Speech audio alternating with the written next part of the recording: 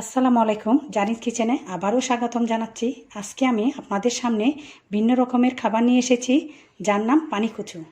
পানি কচু কীভাবে সুস্বাদু করে রান্না করবেন তাই শেয়ার করব। আশা করি আজকের রেসিপিটা আপনাদের ভালো লাগবে। ভালো লাগলে লাইক কমেন্ট শেয়ার করতে একদম ভুলবেন না। তাহলে শুরু করা যাক। কচুগুলা এই সাইজের করে নিলাম। 10 মিনিট পানিতে ভিজায় রাখবো। 1.5 কেজি হাড়সহ মাংস নিলাম। একটি হাঁড়িতে হাফ কাপ তেল দিয়ে দিলাম।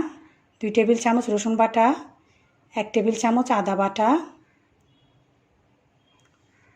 1 কাপ পেঁয়াজ কুচা দিয়ে হালকা ভেজে নিব। 3 টেবিল চামচ মরিচের গুঁড়া, 3 টেবিল চামচ মিক্স মশলার গুঁড়া, 1 চা চামচ হলুদ গুঁড়া আর পরিমাণ মতো লবণ দিব। দিয়ে আবারও ভেজে নিব। সামান্য পানি দিয়ে দিলাম। এখন মাংসগুলো দিয়ে দিব। 1 টেবিল চামচ গরম মশলা গুঁড়া, 1 টেবিল চামচ জিরা গুঁড়া দিয়ে মেখে নিব। এখন 3 কাপ পানি দিয়ে নেড়ে ঢাকনা দিয়ে দিব। আমার মাংস অনেকটা হয়ে এসেছে। এখন এই পর্যায়ে আমি কচুগুলা দিয়ে দিব। একটু নেড়ে ছেড়ে দিব।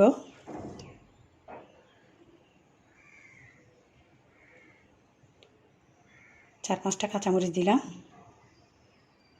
তারপর আবারও ঢাকনা দিয়ে দিলাম। 10 মিনিট পর আমার মাংস নরম হয়ে এসেছে। 2টা টমেটো দিয়ে দিলাম। অন্য প্যানের মধ্যে সামান্য পেঁয়াজ কুচা আর রসুন কুচা দিয়ে একটু লাল করে ভেজে বেরেস্তা করে নিব।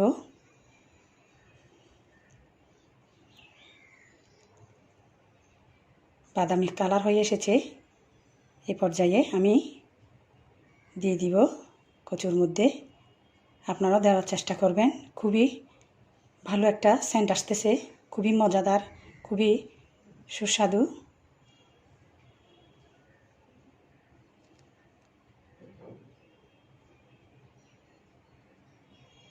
এখন আমার কচু রান্না শেষ, আমি পরিবেশন করব।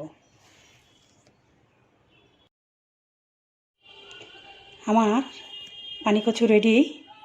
বাসায় আপনারা এভাবে গরু মাংস দিয়ে রান্না করে দেখবেন, খুবই সুস্বাদু হয়।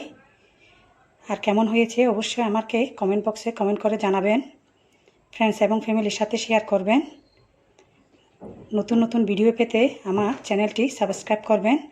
আজ এই পর্যন্ত। আল্লাহ হাফেজ।